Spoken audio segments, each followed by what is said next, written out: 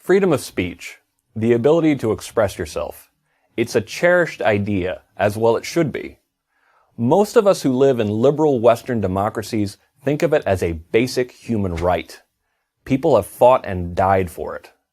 But now we may be in danger of losing it. The threat is not coming from without, from external enemies, but from within. A generation is being raised not to believe in freedom of speech, but rather that they should have freedom from speech they dislike. This is a threat to both pluralism and democracy itself. We see this in Europe, where sensitivity-based censorship attempts to ban anything deemed hateful or even just hurtful, and to ban criticism of religion, especially Islam. But the United States, despite its strong constitutional protections in the Bill of Rights, is far from immune from the rising trend of suppression of speech, or what is sometimes called political correctness. This is especially true at America's colleges and universities, the place where our future leaders are educated and where you'd expect speech to be the most free. Highly restrictive speech codes are now the norm on campus, not the exception. According to a study by my organization, the Foundation for Individual Rights in Education, FIRE, 54% of public universities and 59% of private universities impose politically correct speech codes on their students. And thanks to recent Department of Education guidelines, 100% of colleges may adopt speech codes in the coming years. How bad is it? At a public campus in California on Constitution Day in 2013, a student who also happens to be a decorated military veteran was told he could not hand out copies of the Constitution to his fellow students. The objection from the university was not ideological. It was out-of-control bureaucracy imposing limits on speech. That same day, another college student in that same state was told he could not protest NSA surveillance outside of a tiny free speech zone, an area that comprised only 1.37% of the campus. Months later, college students in Hawaii were told both they could not hand out the Constitution to their fellow students, and that they could not protest NSA policies outside the school's free speech zone. FIRE took these colleges to court, but the fact that we had to shows you how bad it has become. Recently, students and sympathetic faculty have joined forces to exclude campus speakers whose opinions they dislike. At FIRE, we call this disinvitation season, although the season lasts all year round. Since 2009, there has been a major uptick in the push by students and faculty to get speakers they dislike disinvited. These speakers have included former Secretary of State Condoleezza Rice, the Somali-born feminist and critic of Islam Ayaan Hirsi Ali, and the director of the International Monetary Fund, Christine Lagarde. And that's only the obvious part of the disinvitation problem. Few conservative speakers are invited to speak at colleges lest they have to be disinvited later. The newest threat to speech comes from so-called trigger warnings, alerts that warn students that they are about to read or hear something that triggers a negative emotional response. A 2014 New York Times article cited the example of a Rutgers student requesting trigger warnings for the classic American novel The Great Gatsby because it, quote, possesses a variety of scenes that reference abusive, misogynistic violence, unquote. Recently, Oberlin College attempted to institute a policy that heavily encouraged the faculty to avoid difficult topics and to employ trigger warnings as a means of making classrooms safer. Safety has been watered down to essentially mean the right to always feel comfortable. New demands for trigger warnings are popping up on campuses across the country. Add in popular academic theories that encourage students to scrutinize speech for microaggressions, any statement that might be construed as racially insensitive, classist, sexist, or otherwise un-PC, and it's clear that campuses are teaching students to police what they say. This is precisely the opposite of what is needed. Our society needs candor, and it needs freedom of speech, not freedom from speech. Intellectual comfort is not a right, nor should it ever be. Not if we want freedom of speech, let's just call it freedom, to survive. I'm Greg Lukianoff, president of the Foundation for Individual Rights in Education for Prager University. Canadian Mark Steyn is a man of many trades, right-wing commentator, best-selling author, and he's even released an album honouring none other than our feline friends. Jess, exciting. He's currently in Australia on a whistle-stop tour. Please welcome Mark Steyn. Mark, thank you so much for joining us. No, my pleasure. You're a huge advocate of the freedom of speech. Do you think it should rule out everything else? Yeah, I'm basically a great believer in absolute freedom of speech because I think the alternative is worse. This fuss about the basketball player that we've had in the last few days, essentially for going to a fancy dress party. You got like a government official, the whatever it is, the Federal Race Commissioner, advising Australians on what's appropriate to go to a fancy dress party in.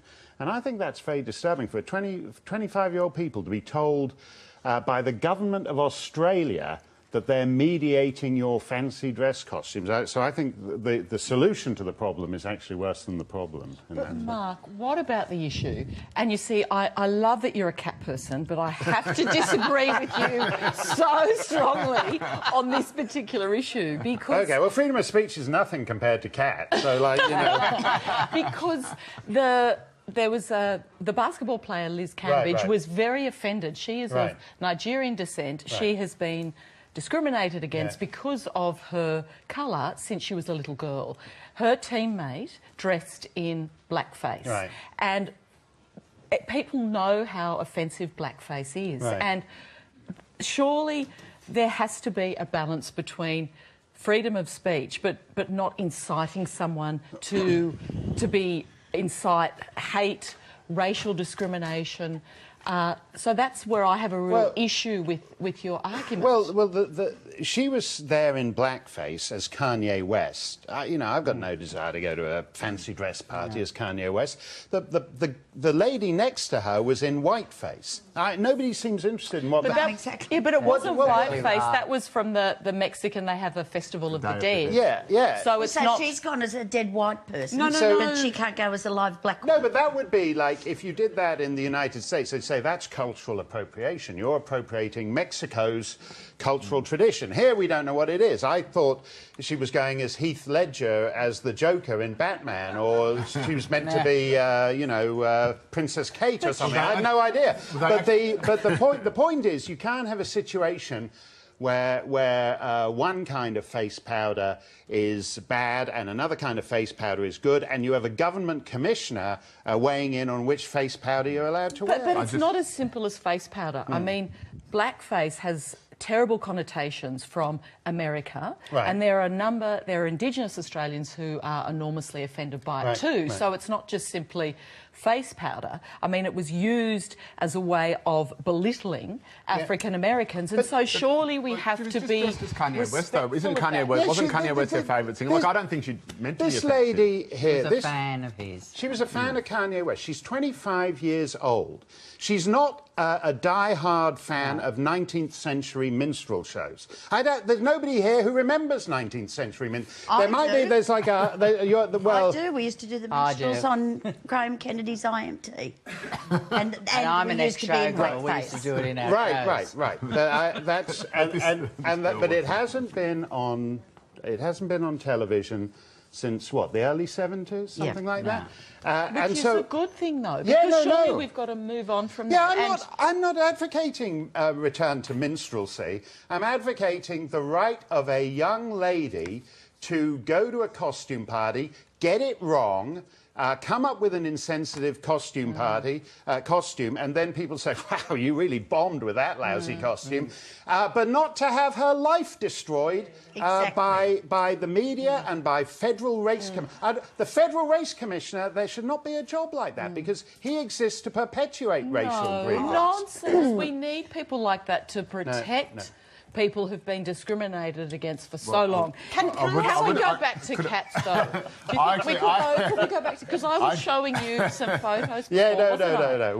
Let's go back to the cats. I would also, just while we're on the topic, I would like to reassure Mark that, in fact, a faculty party at Sydney University with a Mexican theme was, in fact, cancelled because it was deemed to be racist against Mexicans. Just before the cats, can I also make the point that we're talking about racism here, and we are all white people. Yeah. I mean, I do have a massive issue with that, because we can't talk from the point of why they are offended in a position of privilege. You know as well as I do that by the standards of the world, Australia is not Australia in the year 2016 is not a hateful place. I disagree. You disagree? I think there's a lot of hate in our community today. It's changed. Really? I'm in show business, right? And I've had to change dialogue in my show because I'm politically incorrect. I don't believe in political correctness. I think it's gone too far. I think it's ruined this country. I think it's ruined our Australianism, if I can, if that's a word. But I have to change a dialogue in my comedy when I'm on stage because of racism. And you know, we used to be able to laugh at ourselves. We can't anymore. Yeah. What would have happened to Al Jolson? That's what I want to know. Can we have a quick look at your clip singing the feline groovy song? Okay. Let's go to the cats. Oh, yeah. I did. I saw a pussycat as plain as he could be. Right. Oh, fabulous. He's very bad. He sneaks up from behind. Get it over I don't think I would like it if I knew what's on his mind. That is so cool. That's great. That's the old Looney Tunes song. Tweety used to, and Sylvester used to chase Tweety to it. I didn't want to do it in that. I tore a putty cat. So I happened to be in the car and I heard Steyn singing Every Breath You Take from the early 80s. And I thought, wait a minute. Steyn stole this from this. Is I taught I drew a putty. Yeah, there's Marvin, my cat, going through there. And so I thought I'd do I taught I drew a putty tat in the style of Sting doing Every Breath You Take, which is why we did a 1980s rock video. It makes so much sense. Yeah, it does make so much sense. You'd be surprised at the market for people who want to hear Looney Tunes cat songs done in the style of Sting. It's a huge market. I don't agree with your politics, but I agree with your passion for cats. Well, Thank you so much cats for joining can bridge the political divide.